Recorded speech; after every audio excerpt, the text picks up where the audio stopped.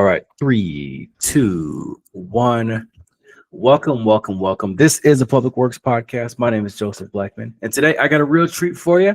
Her name is Bridget McGinnis, and she is the assistant engineer at the City of West Sacramento in beautiful California. Bridget, say what's up to everybody. Hey, it's great to be here. All right. So, Bridget, you're an assistant engineer. We got to get all the formalities out of the way. An assistant engineer is such a vague title. It's so like, what? Give us what your job description is and kind of give us a 30,000-foot view of what you do. So I'm an assistant engineer in the capital projects department.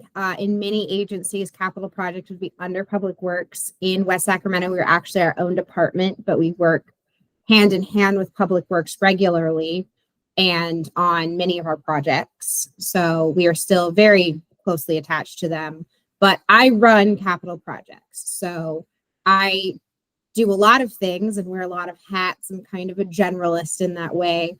We hire designers and work with them to design projects through doing bids, to hire contractors, to do the construction, to managing the day-to-day of the construction, and then, closing it out. So formation to completion, I could be involved in the whole thing. I could be involved in part of it. Sometimes projects come from other departments. We have a transportation department. They might come to us with a design that is some level of complete. They'll usually work with us before it gets to being completed. And then we might run that project. Or it may be like a lift station where we're starting it. We're the ones bringing Public Works in and saying, okay, we need to rehab this, or you've let us know that this needs to be updated. And, we have some budget to do that. What type of systems do you want? How do you want this to look like? I always say, I run the project and I live with the project, but at the end of the project, Public Works has to live with whatever I do. So they have to maintain it. They're the ones who are going to have to deal with it for 10, 20, 30 years, depending on the project. Whereas if I do a good job, ideally, I never think about this again. That's the goal. Gotcha. Give us the day in the life of Bridget, like a random Tuesday when Bridget gets to the office to when Bridget leaves. What is Bridget doing? So, I would go through all my emails and make sure there's not anything that's pressing. So generally, if we're in construction, there's something that needs to be handled immediately. That could be anywhere from a bill that just didn't get processed for whatever reason or is a little bit behind, which is very internal, calling people, emailing people, to, we hit unsuitable soils and I need to go out in the field and we need to, call in our geotechnical experts or other experts and say, okay, we have this issue, here's what we think the solutions are, and talk to them and bring in the right people. And then beyond that, I would say that most days, there's not really a lot of consistency other than having a lot of emails, but there's a lot of public outreach that's my job. So responding to residents that have questions or concerns, updating project websites, having meetings for future design. We do a lot of that. So I am mostly in the office, but one of the great things about working for an agency is all my projects are within the city. So whenever I need to go be out there, or I think it would behoove the project for me to be out there, I can be out there in 20 minutes. So that's always a really helpful thing. I work very closely with an inspector who is out there all the time, and so we exchange a lot of emails, texts, phone calls, and working with him on that. So it's a little bit of everything. And then I'm also on some internal and external committees, so depending on the day I might have meetings for those, but every day is a new frontier, which is great. It's definitely keeps things interesting. Sure. A lot of people know the city of Sacramento, but they might not know about the ninth wonder of the world of City of West Sacramento. So give us kind of the, lay of the land, maybe population, and why there's a West Sacramento city versus a City of Sacramento. So the City of West Sacramento is pretty modern. It's in Yolo County, which I think is, I was surprised when I learned that. I grew up in the area, and not that my geography skills of Northern California were phenomenal, but I grew up in Sacramento. I grew up going to the River Cats, which is in West Sacramento. So when you cross that river, you're going into Yolo County, you're going into West Sacramento. So we're completely different county from Sacramento. We are 38 years old as a city. So we incorporated 38 years ago. We are still part of Yolo County, but we were just the county at the time. And I don't know the origin story of the name. Apparently it was chosen. It's an interesting choice because we do get confused with Sacramento, or that we're part of Sacramento County a lot. But we're west of Sacramento. It's there in the name. But it has the River Cats, which is a AAA team. They currently feed the Giants. We are currently hosting the A's for the next couple of years. Do tell more. Yes. How is that? A lot of craziness? Is it fun? Is it like kind of a talk to me? It's definitely interesting. I think that like in my professional job, it doesn't affect me a ton. There definitely are some projects that are coming out of that just because the River Cats are still there. We have, during the season, we had 6 days a week of games, going from 3 days a week usually to 6. And, the traffic control that needs to be set up every day for that, the police presence to set up the traffic control and manage the traffic. Like it has been impactful, but I also think that more people are realizing who we are. I've gone to some conferences recently, and previously a lot of people were like, oh, you work for Sacramento. And I'm like, work next to Sacramento. But people are like, oh, you're the ones with the A's, like that are from all over the country. I was surprised about that. That was very interesting. It's kind of cool, like to have a major league. We still love our River Cats. Absolutely. They're number one for me. I grew up with them, but it's interesting because there is an aspect of just the practicality of like, if there is a lunchtime game and you get off at 3:30 on a normal work day, the amount of traffic you're facing may be substantially more.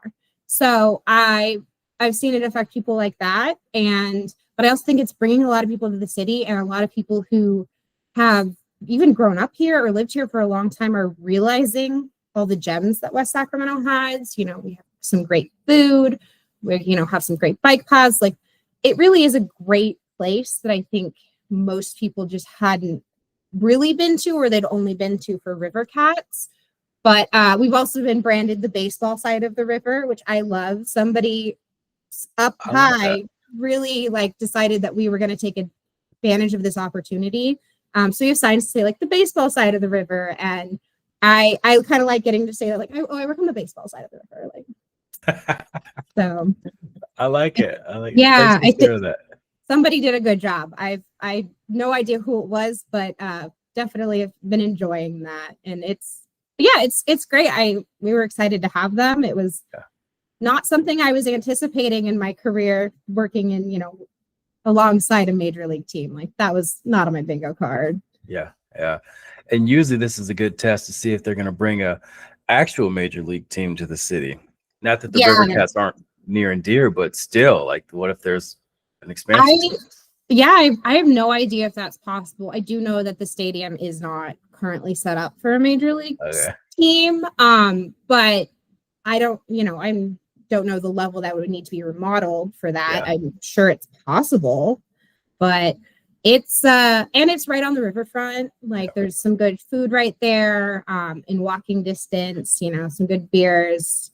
And so it is a really cool place. So I'm really happy to hear, and I hear from people that they're like, oh, I've been an A's fan. And so like, it's cool to get to go and like, where do you recommend getting food or this or that? And hearing that from more people, having worked at the city for, almost 4 years now, I wasn't really hearing that about the River Cats. The people who were going to the River Cats usually had gone to a bunch of River Cats games. Yeah.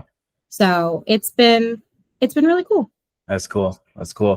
Let's talk about the origin story of Bridget McGinnis. What makes up the medicine of the sausage of Bridget McGinnis? Give us your career path from high school all the way up until today. So I'm going to start a little bit before high school. Okay. Because this did kind of all really accumulate in high school. I have multiple engineers in my family. So engineering was always something I was interested in on the horizon. They're all different types of engineers, or for the most part, different types of engineers. Interestingly, they're all not related to each other. They're just related to me, which is kind of crazy. But I grew up like coloring on the back of old plan sheets because my mom would bring them home. And if you have kids and you can get a hold of old plan sheets, great coloring space. They're freaking huge. So I, at some point started flipping them over and attempting to read them, not doing a great job, but I was always kind of had that. I was a math science person. People in my family were, who were engineers had also been good at math and science. So I actually did an engineering media communication program in high school. So it's EPI, Eagle Polytechnic Institute at El Camino High School in Sacramento, which had some tech. I did a little bit of radio, I just got to see a bunch of things. They actually offered drafting. I didn't take drafting, but I have friends who did and still rave about the fact that they are not technical people and technically they can use AutoCAD.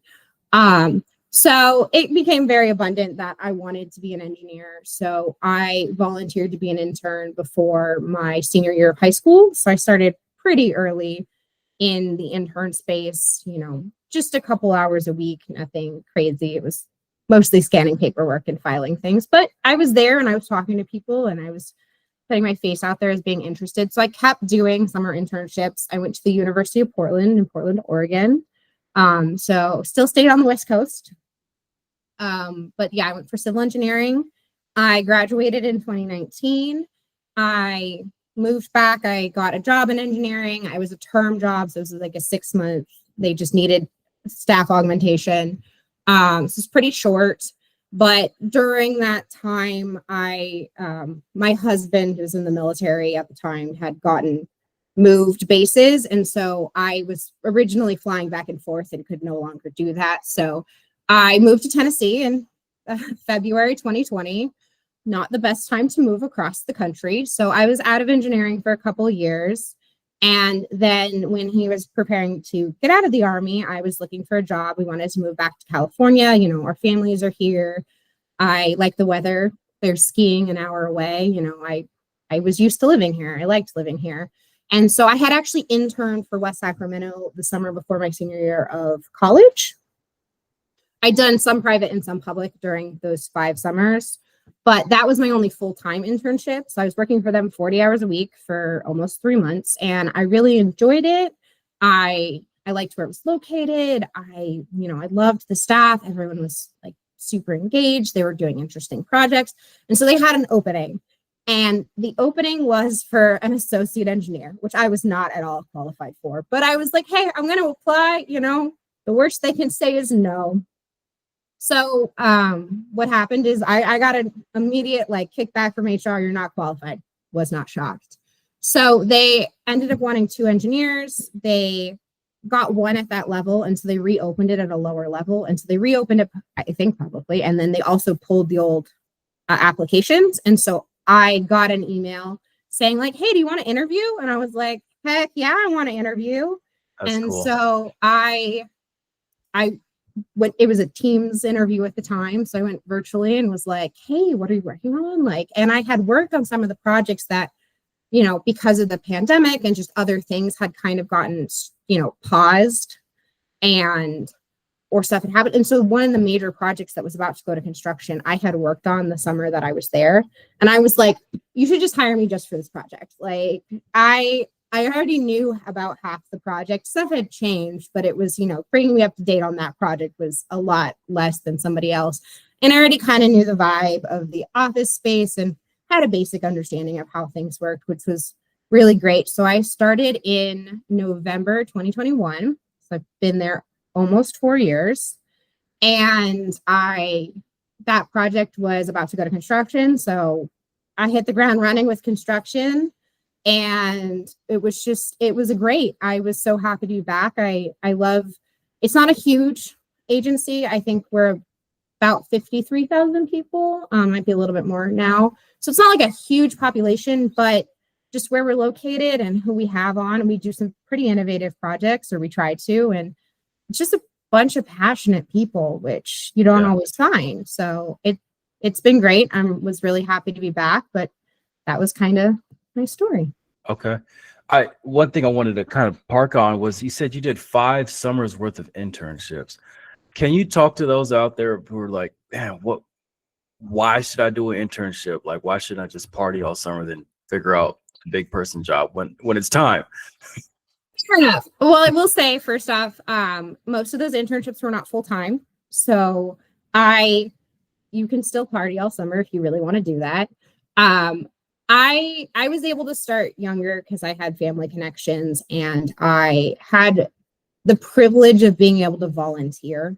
And I understand that not everybody has that ability, especially with just the expense of college. It's not practical for a lot of people. And so I was very lucky in the fact that I could do that. All of my internships did end up being paid. The first one figured out that they couldn't because of insurance not pay me, which was a great experience for me. I was like, great. But I will say I met a lot of really amazing people. I kind of figured out what I was more interested in and what I wanted to do when I was going to get a job. And now I've also hired interns now. And, we've watched those interns, grow and graduate. And I do think that from both my experience and watching it on the other side, I do think it helps you get a job. That being said, you don't have to have an internship. If you have, worked at a restaurant, put that on your resume. Like as someone who looks at resumes, I want to see that, you can show up, you can hold down a job, you can, be consistent. And, if that's volunteer experience, great. But put all that, put your whole person, because I hate hearing, I worked at McDonald's. And I'm like, you dealt with the public, and a lot of the public of varying levels. I was like, I think I'd die right now. I worked in food service. It is not easy. Sometimes it is if you have a really great atmosphere, but also you don't know who you're dealing with. But I love being able to see those things. So I ideally, yes, try to get something in your field or close to your field. It could be, something where you do one in transportation and you're like, this is not for me. But you can also be like, oh, I'm really interested in this. Maybe I'll take another class in this, or, maybe I'll reach out. And another alternative is, go to events or reach out to people on LinkedIn and be like, hey, I would love to pick your brain about something. Can we go get a coffee? Can we hop on a 15-minute Teams call? Whatever that is, put yourself out there and make yourself recognizable as much as you can. And that there's so many ways to do that. It does not have to be internships, but I also learned a lot from my internships. I met people that I still call upon when I have, problems because they're an expert in that and I'm not. But it was also it was really fun and it was really cool to, it felt very grown up to be like, oh, I'm working in an office. I have to dress professionally and practice those skills because it is different. And it's not something I had done before that internship, but so very pro internship, pro any work experience. Just put yourself out there.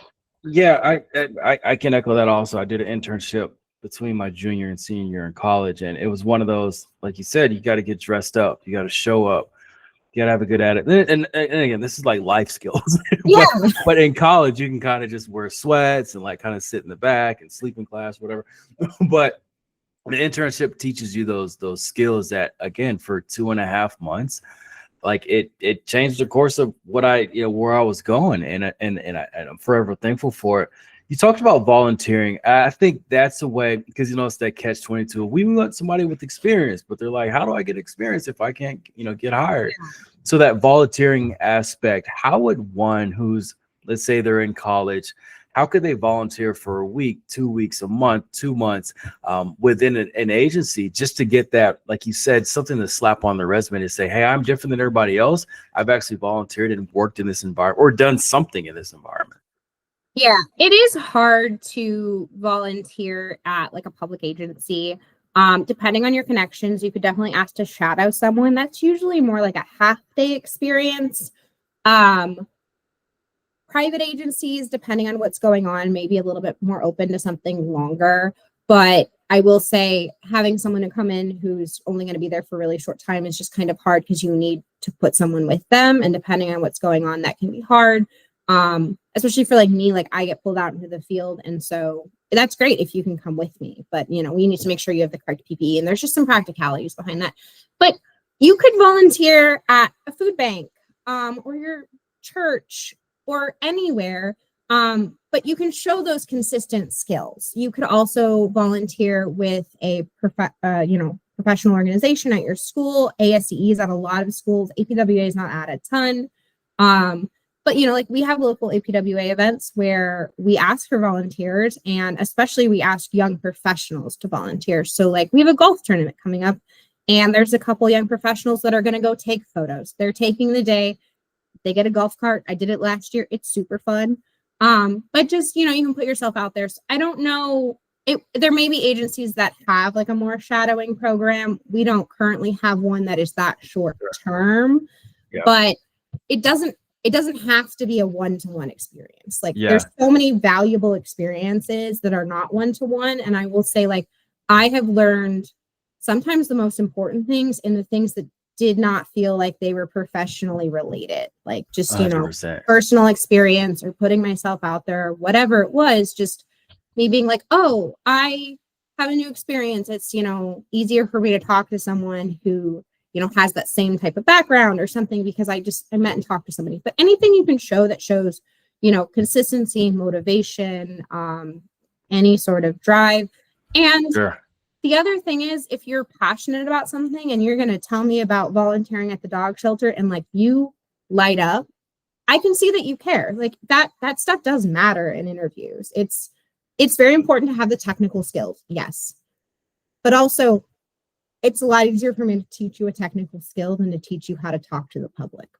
It's hard to teach, and it takes a lot of time. So if you have these practices in a different experience, it's like, okay, well, you still might not be there 100%, but you're way closer than, you know, somebody who's never done that. So just whatever you can do, and whatever that looks like in your life, because there's so much going on, and, you know, people got to pay for school and do all these other things and take care of their families. But whatever you can put on there to show those types of things is important. Yeah, no, I say it all the time. It's we know it's tough to just show up at an agency and say, hey, I want to go see what you guys do in the office. So like, no, like this is government property. But I will say, kind of to echo what you're talking about, if somebody were to we'll talk about your involvement with APWA, but I'm a part of APWA out here in Arizona. If somebody reached out to me and says, hey, I'm in college, I want to just be around you guys more and see what this industry is about. I want to come to one of your monthly meetings or one of your committee events and just be a fly on the wall, or even like volunteer to help out, like check people in or like move the microphones, whatever. Like, you'd be surprised how many people will go, oh, that kid wants it, or that person wants it. And then even if they're not like leaning over a drafting table or working in AutoCAD, like how much more that speaks on a resume that you just showed up to an industry association and said, hey, I want to do something just to be around the industry, versus like, you know, trying to go the let's say the harder route of getting that internship. Like a lot of people don't know that you could just show up to these association events, and we would love to have you. Oh, we want you.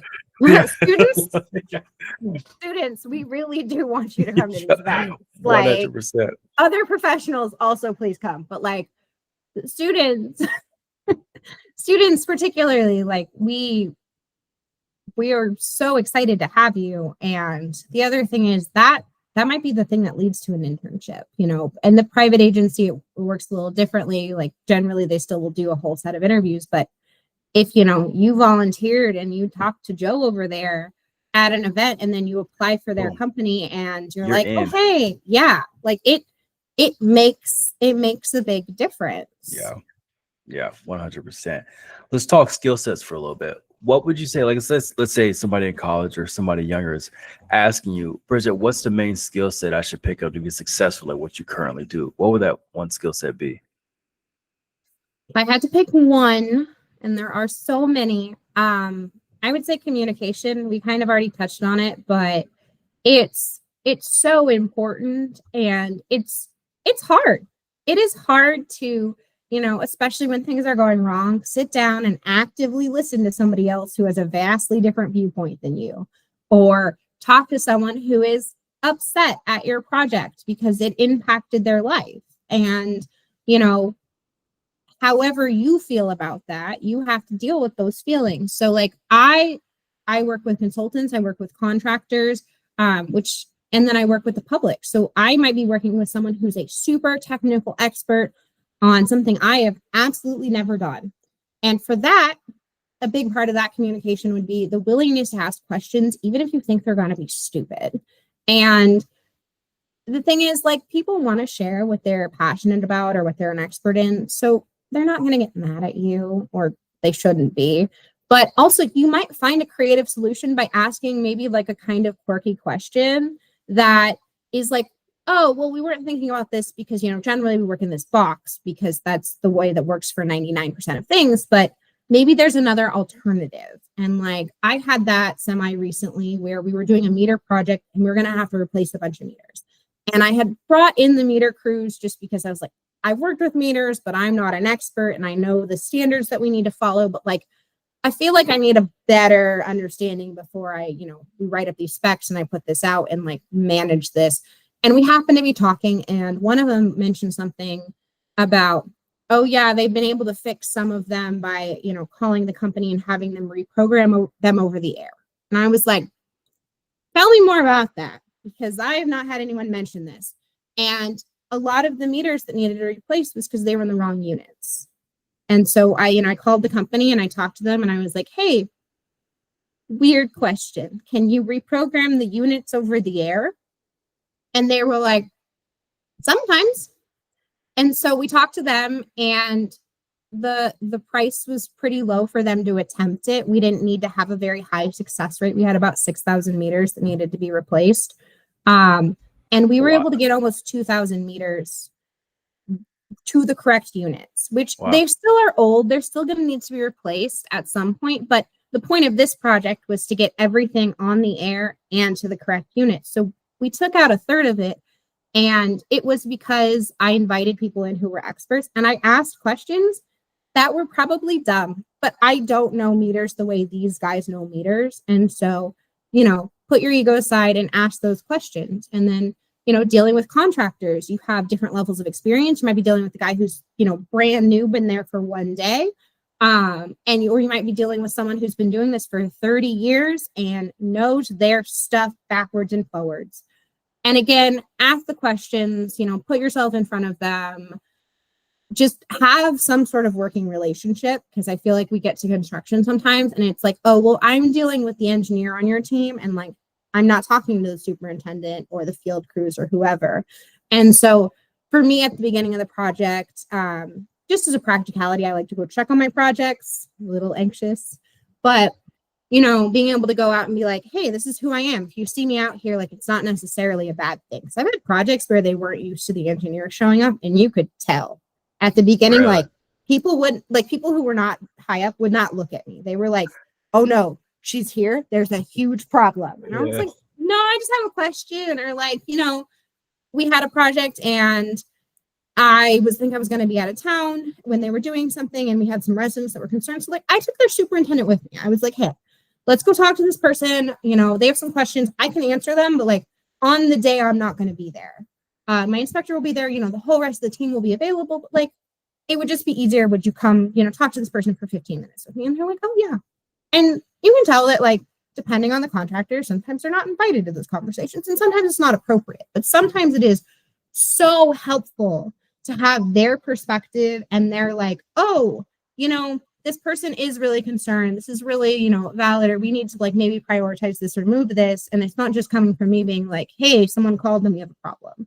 And then you also deal with the public. So I mostly work in neighborhoods at the moment. And so I'm in front of your house. Like I'm ripping open your road or moving your water line or moving your meter box or doing something that is highly impactful to your daily life during the project. And, you know, there are other big projects. Freeway projects are very impactful. There's a lot of ones. But there's something for, you know, when you get home and you have to look at it until it is done, that elicits a certain type of care and a certain type of concern. And that's fair. I've had road work in front of my house. It's very annoying. I'll just be honest. I'm not excited when it comes because it is hard. It impacts my life. I need to, you know, make sure my car is out of the way or do this or that, or make sure my dogs are inside because they're doing something. And, maybe I don't want them breathing that in or whatever it is. But the interesting thing about the public is like, you might get a call, and if you've never talked to this person before, you don't know their experience. You don't know, anything about them other than what they're telling you. And so I think with these neighborhood projects, one thing that we've been able to do pretty well, because generally there'll be a handful of people that are going to call regularly. They're very interested. They're very curious. It's always a couple of them. Yeah. Yeah, there's always a couple, but trying to build those relationships. And sometimes that means, on a phone call going, hey, can I meet you in front of your house? Like, can we go have this conversation face to face? And you don't always have to do that, but sometimes it just needs to be like, hey, you're looking in my eyes and I know you're frustrated and I know that this is really impactful and this is really hard. And that's all true. But like, I do care. I am showing up, we're doing the best we can. And it still might not be the answer you want, but at least there is someone, I think there's a different level when you look at someone. I mean, even just turning your camera on Teams, like there's a different level when you can see in someone's eyes of like, hey, I get it. You're frustrated. And that's totally fair. I like to tell people when we're doing this road work, I'm like, hey, when it was in front of my house, I was frustrated too. It was hard. It's, and it doesn't mean that I cannot do the project or that we can change the days or we can necessarily drastically do anything, but there's something to be said for like, hey, your feelings are valid. Like it's hard. It is. And, maybe you have little kids or an aging parent or, you're worried about like emergency vehicle access. The first time I did a project like this, I knew that the emergency vehicles were going to be able to get in, but I didn't put that on any of the notifications because I was like, of course the emergency vehicles are going to get in. And the amount of calls I got of like, hey, I have an ailing spouse or parent or this, and I'm concerned that, in this short period of time that you're really impacting, in front of my house, emergency vehicles are not going to be able to get in. I now put that on everything. I'm like, hey, emergency vehicles will be able to get through no matter what. Like, it doesn't matter if that road was freshly slurried, as long as they're not going to physically sink into the road, they can drive on it. Like, we will ruin the road. It's fine. The road is fixable. If something happens to someone, that's not fixable. Yeah.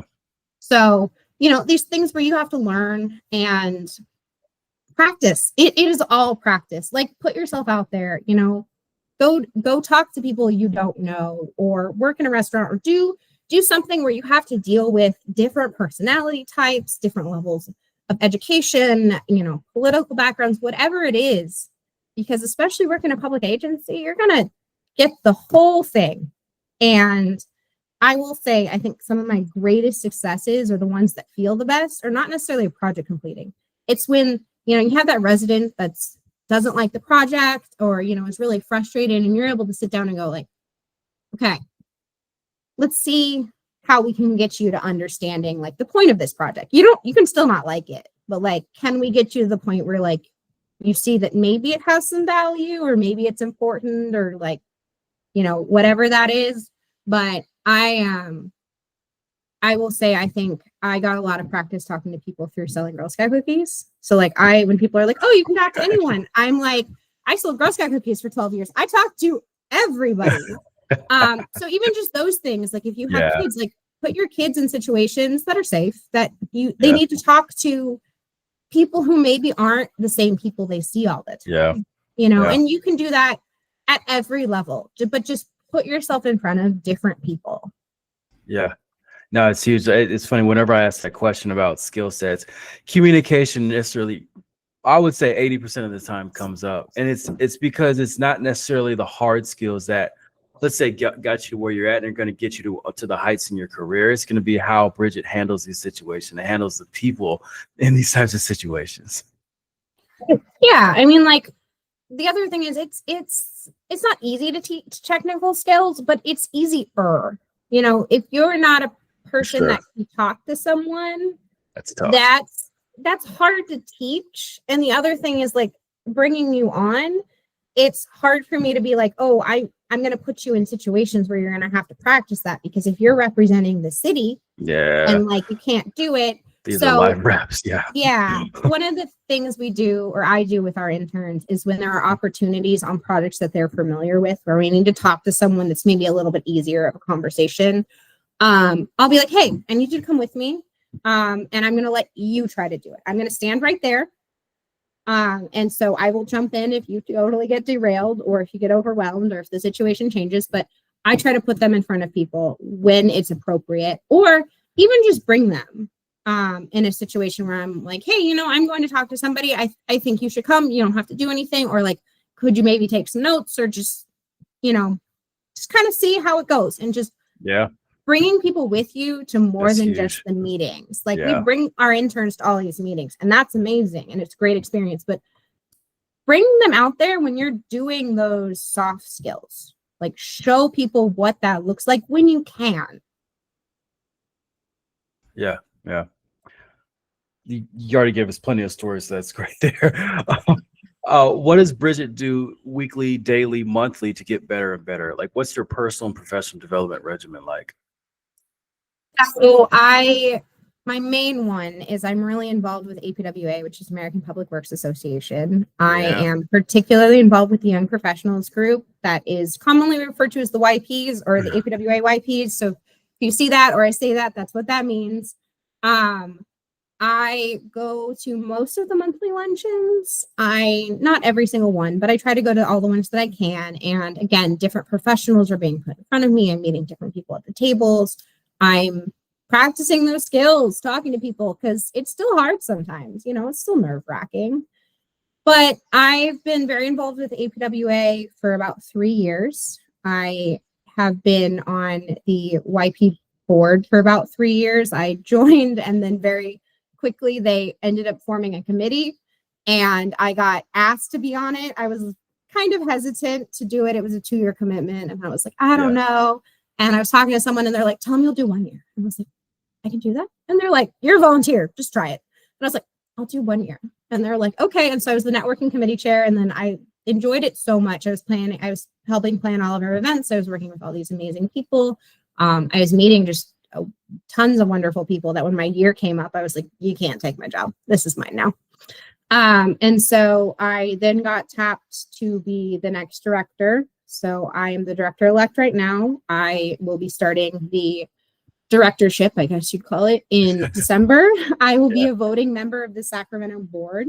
So I started going to some board meetings, even though I can't vote yet, just to get used to it. But I also, through APWA, have done PWI, which is Public Works Institute.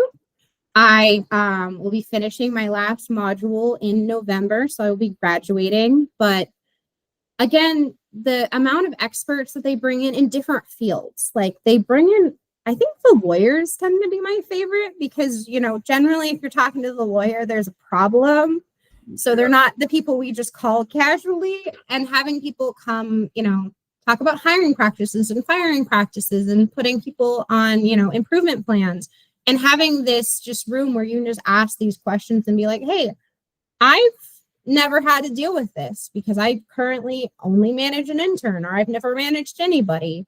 But I'm trying to move up, and it is a program really based on growth and moving up to that kind of management level, and being able to do that before having, some managers will go still, but being able to have that kind of before you have to deal with it, because you don't want to be like, I didn't put a person on an improvement plan correctly, and now we have a major problem. And not that it suddenly makes you an expert, but in a more casual setting, you get to talk to these people who, again, are experts in their field, and something that I am not familiar with at all. I'm not a lawyer. Sure. And that's all. I can echo that about PWI. It's that, cross training, that let's say you're a crew lead or a supervisor, you want to be superintendent, you want to be director, those little soft skills that can help, that 20% of the lever you can pull to get 80% of the result. Like PWI for us out here is one of our staple events, because again, you get a room full of people and they're just like, hey, I want to make it to the next level of my career. What do you guys got for me? And, ours sells out so rapidly. They announced the dates, and I had immediately gotten permission to go, blocked it out on my calendar, and then was checking repeatedly to see when registration opened. It was it's great. And it is 3 days for us out here. It is their module set. So it's a long 3 days. But the amount of information that they pack into 3 days is phenomenal. And then meeting those people and being able to, create these contacts that sometimes, we call upon for different reasons. Like, with YP, we might be like, oh, hey, you were talking about this really cool project. Can we do a tour? Like, it doesn't necessarily have to be like a problem. Don't only reach out to people when there's a problem. Like, keep those relationships alive so that you can reach out when there's a problem, but also just be authentic. Yeah. What are the biggest misconceptions about what you do? Like, let's say you're at a dinner party and somebody asks you, so Bridget, what do you do? And you say, I'm an assistant engineer at the City of West Sacramento. Like, what do you think they think? So this happened to me actually like a week ago. I was at a friend's house and met a friend of a friend. And I was like, oh, I'm an engineer. I work for a municipality. And they're like, oh, I'm trying to remodel my house. Could you like help me with the load bearing walls? And the answer is like, practically, could I read the blueprints and probably tell you what the answer is? Yes, but I am not a structural engineer. And I think that when not dealing with work, just when that engineering title gets thrown out, the general public is like, you do structures. And I'm like, I took one structures class a long time ago. So I think that's a big one, is that, or that we're like super experts in everything. I mean, the amount of times I go to dinner with my dad and there was something in the news and he's like, how does this work? And I'm like, I can give you an educated guess, but like, I'm not an expert in dams. I might know more than you do about dams, but like, I'm not an expert in dams. Sure. So I think that's a big one. And then, I think that people sometimes just think it's just a job. And I mean, for me, I guess I can only speak to me. But I also feel that, the people I work with probably feel the same way, is that we care about this a lot. When the project's not going right, I lose sleep. I rant about it at dinner. I want this to go well. Like, I want this impact in my community to be good, to be important, to be lasting, to be quality. And of course, every project has restraints. Budget's usually the big one, but sometimes it's time, or, we have to work within a grant, or we're working with another, agency or group. There are so many constraints that are sometimes unseen, that when we have to change things or speed things up or slow things down, I think sometimes it comes off that it's not important or we don't care. And usually that's not the case. Like, that's not what I see on my project. And that's not what I see with the people I work with. Like, usually there's really, good reasons for, okay, we need to take a breath on this project because, we don't have the staff to stop it. And so it wouldn't be managed the way it needs to be, or whatever that is. But I work with passionate people. I'm very blessed to work with passionate people. So we really do care. Yeah. Speaking of caring, let's say you're commissioned to put up a billboard, and this billboard is in the most trafficked area of West Sacramento. What ask of your community in regards to public works would you put on this billboard? So I wouldn't be shocked if this billboard had previously existed, but I have not seen it. So West Sacramento has something called West Sac Connect, and it's an online portal. You can also, I think there's an app where you can report graffiti or shopping carts or potholes or, concerns about the gutter. There's so many things you can put on there. And it's really great because it keeps all of those records in one place that, someone new can look at them. So like for me, I'm working in a neighborhood doing a road project, and I get a lot of questions about like, can you do this or that? And a lot of times the answer is no, it's just not in the scope of the project or whatever it is. But I'll answer that. And then I try to tell people, I'm like, go log that in West Sac Connect. You're going to get the same answer from me. Unfortunately, it's not going to change things. But when something comes up later, somebody can go look at like all the pothole complaints or all the curb and gutter complaints, or, whatever that subject is. So we had a transportation engineer come on semi-recently, and he was able to go look at like 5+ years of traffic complaints and see like, get a very much feel for what the community felt was important, and see that, which was really cool. So That's even good if you, data. yeah, But it's also like, if you email me, it's in my email, it's in my head. And then it's like, okay, I file it like on the F drive or, wherever it is. And it's filed. It's there. But this is just a faster way to like look at all that historical data and also be able to consistently see it, because, if me or somebody else misses it and then, I'm out of the office for some reason and I can't, speak to that, or I don't get asked about that project for whatever reason, I can't necessarily convey it. And, not that we wouldn't try, but, people go out on emergency leave, stuff happens, people get new jobs, but that lives on. So that living record is just amazing. So it's called West Sac Connect. Download the app. Yeah. Okay. All right. I always like to leave a space on the show for you to thank mentors that you had along your journey. And then I want you to give a word of inspiration and motivation to your fellow assistant city engineers across the nation. So I would really like to thank Elizabeth Raynal, who was the director who asked me to become a member of the YP committee. And so she was the immediate past where I actually became, but I hadn't been involved very long, and I was not very involved with the chapter at the time, and I wasn't necessarily looking to be more involved. And I'm imagining that she saw something, or she just got someone to say yes, but it was highly impactful for me to join that and for me to start participating at a different level and have, some of the shared responsibilities.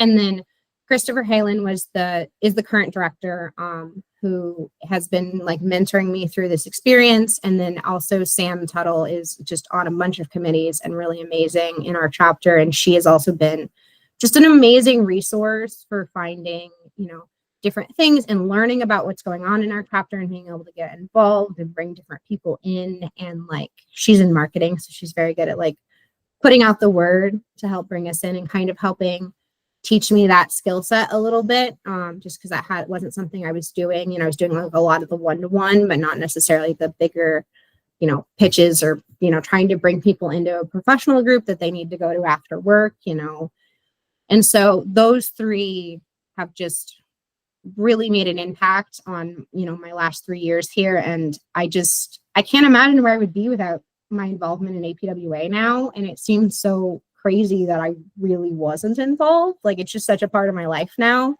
And I enjoy it so much. Like I get so much joy from being part of this organization that I cannot thank them enough. They are absolutely wonderful people. And I'm so excited to keep working with them because they're not going anywhere. For sure. Okay. All right. Let's say I'm coming to town and I text you ahead of time. Say, Bridget, where can I go to get the best burger in West Sacramento? Where are you going to send me? So Whitey's Jolly Cone. I believe it is the oldest family-run restaurant in West Sacramento. Whitey's Jolly Cone. So it is it's a little less than a mile from the stadium too. So you could bike or walk from the stadium. It's not the most direct route, but you could definitely get there. It's this just wonderful family-run establishment. You sit outside, which when the weather is good, I absolutely love. And they are famous for their peach shakes in the summer. So they have peach shakes. I like it. Yes, they have seasonal shakes. And during the summer, they have peach shakes, which are made with fresh peaches. They're amazing.